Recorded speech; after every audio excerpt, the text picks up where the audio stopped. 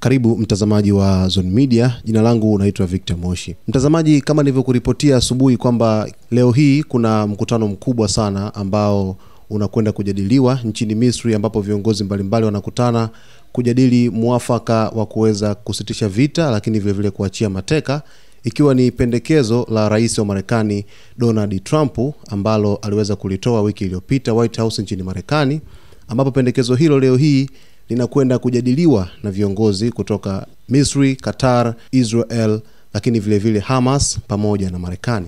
Sasa kwenye upande wa Hamas kulikuwa kuna tetesi kwamba kuna viongozi ambao wanakwenda kuhusika kwa ajili ya mkutano huu, huku wakiweka usiri. Hatimaye taarifa kutoka katika wanamgambo wa Hamas zimeeleza kwamba kiongozi wa ngazi ya juu kabisa Khalil al-Hayya ndiye kiongozi mwandamizi wa Hamas na mwanasiasa mwenye ushawishi mkubwa ndani ya kundi hilo, ambapo leo hii anachukua jukumu la kuongoza ujumbe wa Hamas katika mazungumzo ya amani yanayofanyika nchini Misri. Mazungumzo haya yasiyo ya moja kwa moja yanalenga kusitisha vita vya Gaza vilivyodumu kwa miaka miwili sasa na kuweka msingi wa makubaliano mapya ya kisiasa na kibinadamu. Al-Hayya mwenye umri wa miaka 64 ndiye mwanachama wa ngazi ya juu zaidi wa Hamas aliye hai nje ya ukanda wa Gaza.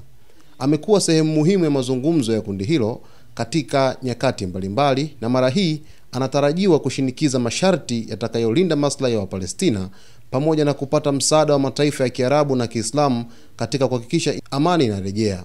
Khalil al-Hayya alizaliwa mjini Gaza na ni mwanachama muda mrefu wa kamati kuu ya kisiasa ya Hamas. Pia ni mbunge wa zamani katika baraza la kutunga sheria la Palestina, akichaguliwa mwaka 2006. Kiongozi huyo amepitia changamoto nyingi binafsi katika kipindi cha vita, ikiwemo kupoteza wanafamilia wake kadhaa, lakini hivi karibuni mwanawe Homam aliuawa katika mashambulizi ya anga ya Israel huko Doha, Qatar, pamoja na mkurugenzi wa ofisi yake Jihad Labati. Al-Hayya alionekana hadharani Jumamosi iliyopita kupitia video iliyotolewa na Hamas akisema kwamba, na nukuu, "Kila ninachoona kila siku cha mauaji na uharibifu huko Gaza kinanifanya nisahau maumivu ya kupoteza watoto wangu na wapendwa wangu," mwisho wa nukuu. Mazungumzo ya leo yanatarajiwa kuangazia hatua za kibinadamu, uwezekano wa kusitisha mapigano na mpango wa kuachilia mateka, huku Misri ikicheza jukumu muhimu kama mpatanishi mkuu.